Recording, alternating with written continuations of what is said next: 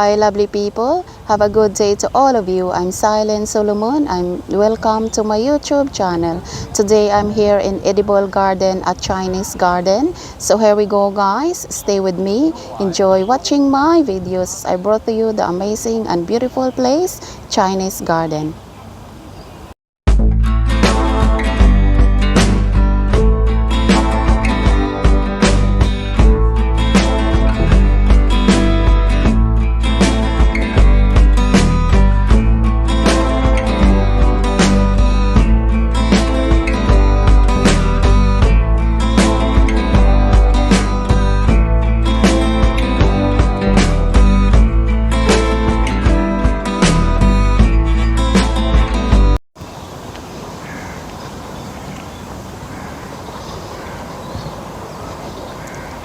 Hi guys, today I'm here in Edible Garden, Jurong Lake Gardens, Edible Garden at Chinese Garden guys.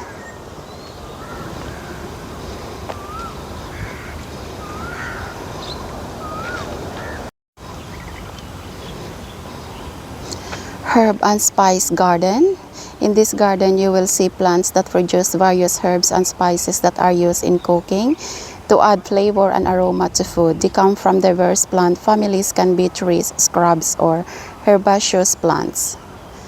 So I'm going inside now guys.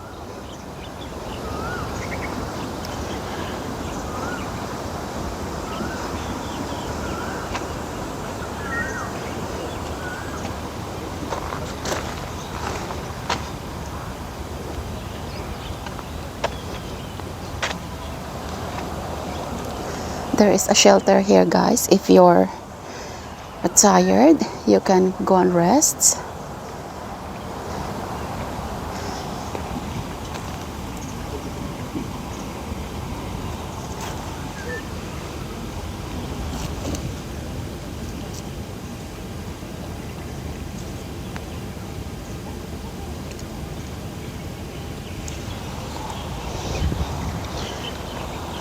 Hi guys, this is called the dwarf cardamom ginger.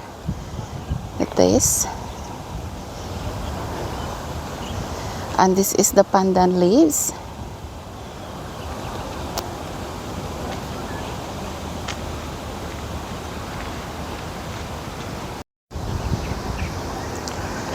And this is the basil guys.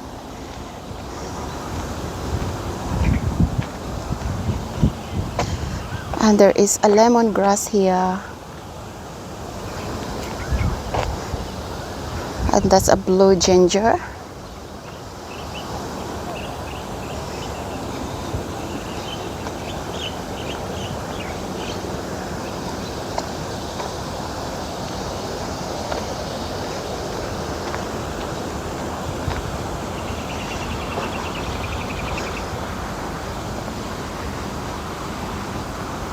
This edible garden guys is just beside Bamboo Grove and waterfalls.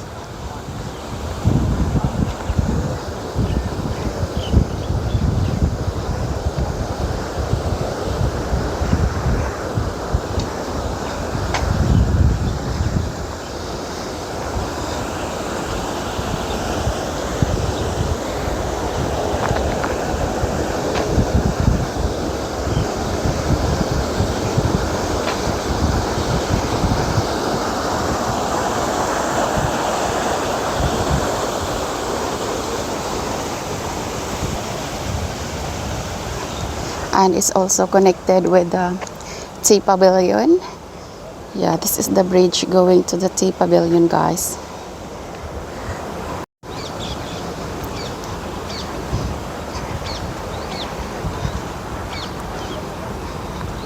Yeah, this edible garden guys is a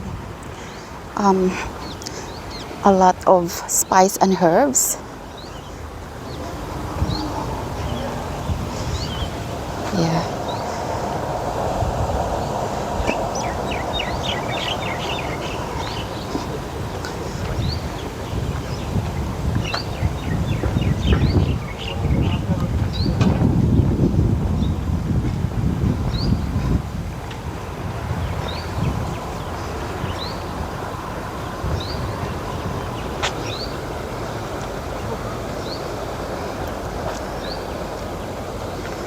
This is Confucius, 551 to 479 BC, a great philosopher and educator, erected by the Singapore Nanyang Confucius Association, printed by Confucius Mencius Society of the Republic of China in 1985.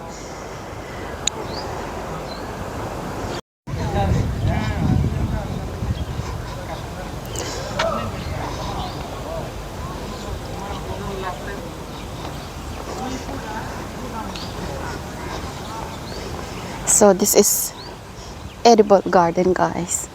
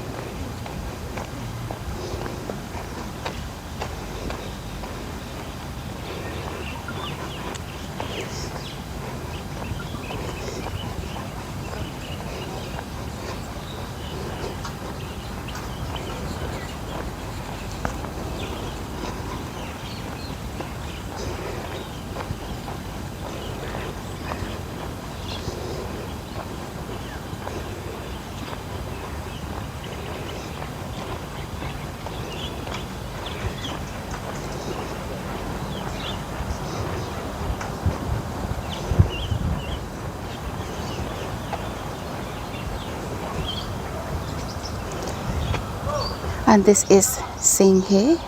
Singhe and Enoch during the Ming Dynasty is also known as Enoch Sanbao. So that's this. So this is his statue, guys.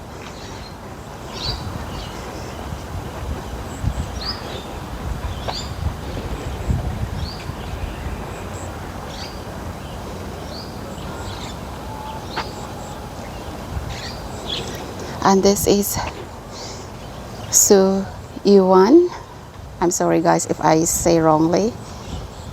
Born in the state of Chu during the Warning period, was a patriot, a statesman, and a poet. As a counselor to the ruler of Chu, he advocated political revenues in the interest of the country, but was sent into the exile by the ruler. So this is his statue, guys.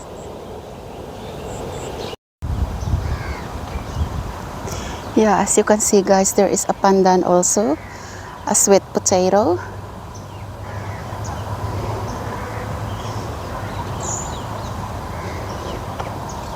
And this baby Malabar spinach. Yeah, and there is a blue ginger. It's amazing, guys.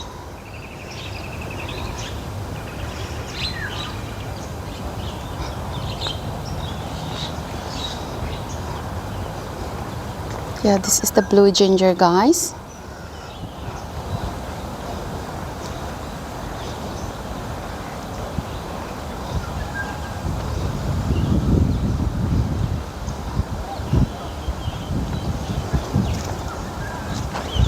And that's a lime.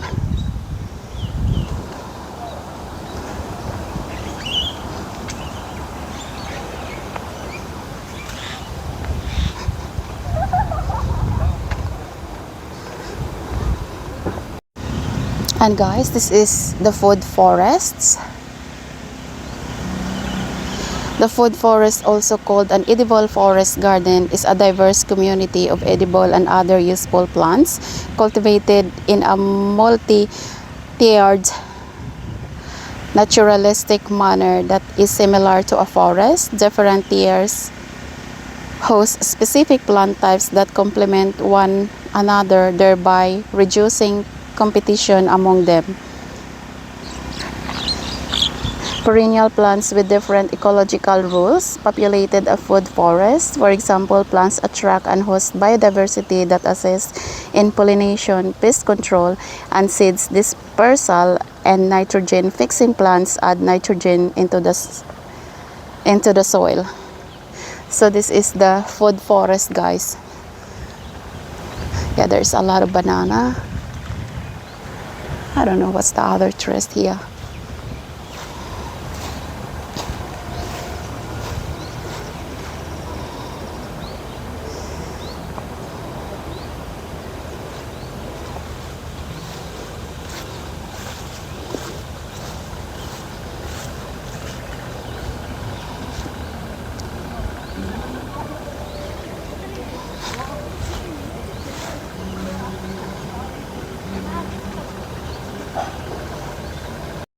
Hi guys, this is edible flower garden. Flowering plants produce attractive blooms that add color to a garden landscape, while species that produce nectar-rich flowers attract pollinators. In this garden, you will see a range of flowering plants that thrive in Singapore's tropical climate, producing flowers that you can harvest and eat. So this is edible flower garden, guys. It looks beautiful and amazing.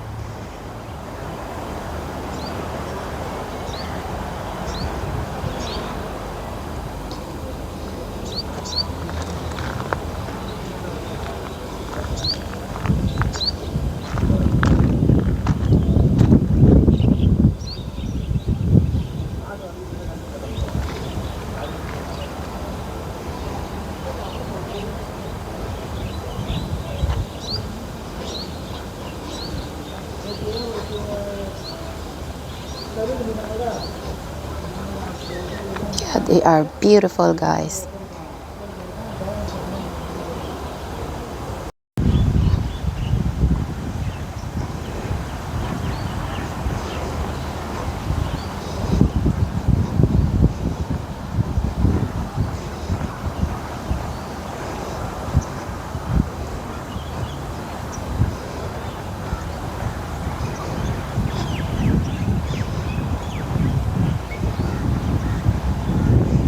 The view is really good, guys.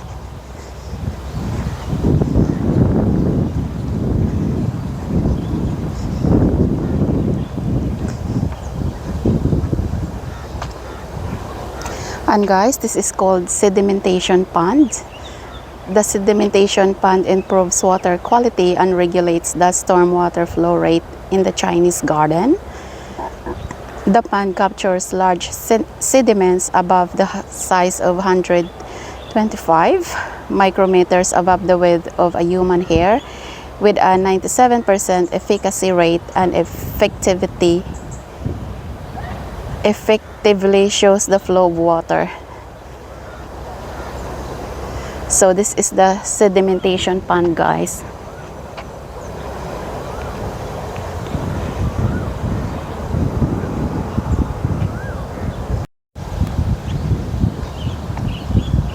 It's really relaxing here, guys. And also the wind, it's really cool. It's amazing. So this is the sedimentation pond, guys. Beside edible garden. And also nearby in lotus pond. And also stone boat.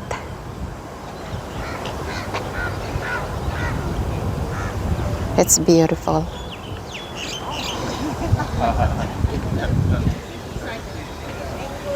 No, because I'm wondering, I might need a freelance writer. I don't know whether she would be in. Yes. I mean, not yet. What's up? Okay. Wow. OK， 所以我先快点讲一下。首先就是说，我现在目前呢。